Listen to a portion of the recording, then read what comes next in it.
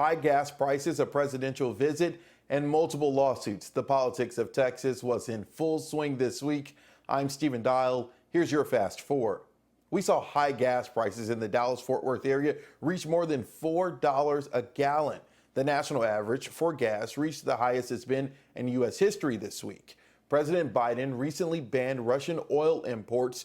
The U.S. imports less than 10% of its crude oil from Russia. Economists say this is part of why there's been a big spike. In addition, the market is uncertain as Russia continues to attack Ukraine. Combine all of that with inflation from COVID, and experts say don't expect the pain at the pump to go away anytime soon. After Governor Greg Abbott directed state agencies to investigate parents of transgender children for what he and Attorney General Ken Paxton call child abuse, Texas is now at risk of losing federal funding. This week, Paxton amended an existing lawsuit against the Biden administration.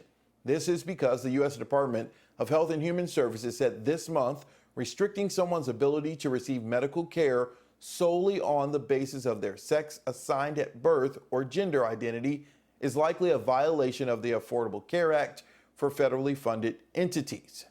During the primary election, Harris County and a few counties in North Texas had problems tabulating votes. 1 week after the primary, Harris County Elections Administrator Isabel Longoria announced her resignation.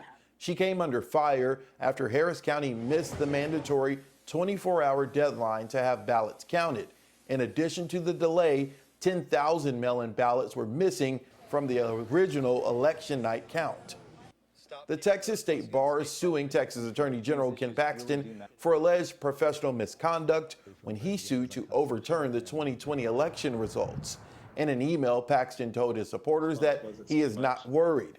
Paxton claims the bar intentionally waited more than a year to do this and during an election year. Paxton and Land Commissioner George P. Bush are in a May runoff for the Republican nomination for Attorney General.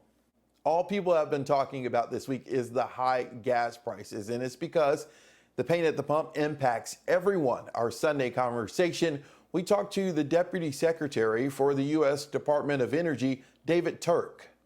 This is something we've been focused on, not just over the last few weeks, but for months now, this administration, because it's too high. This week, Deputy Energy Secretary David Turk traveled to Houston to meet with oil and gas companies.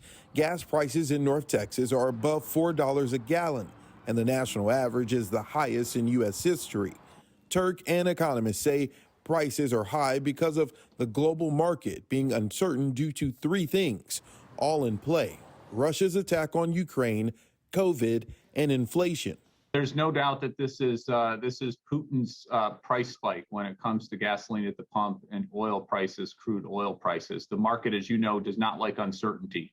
And Putin has put in a whole lot of uncertainty into the market in terms of what will happen. Retired SMU economist Bud Weinstein says you could also start to see prices go up for services like Uber and DoorDash. And whether you're driving for Uber or you're driving an 18-wheeler, you're paying more for fuel. Those fuel costs get passed on to customers. Gasoline prices have been rising for months, and I expect that to continue, particularly as this Russia-Ukraine conflict drags out. Turk says domestic production is increasing, but private companies are also faced with supply chain issues and labor shortages. Texas Governor Greg Abbott is saying the Biden administration is standing in the way. He believes that Texas can fill the void and produce more oil so that gas prices will drop. How will you push back on that? 90% of onshore oil drilling is done on non-federal land.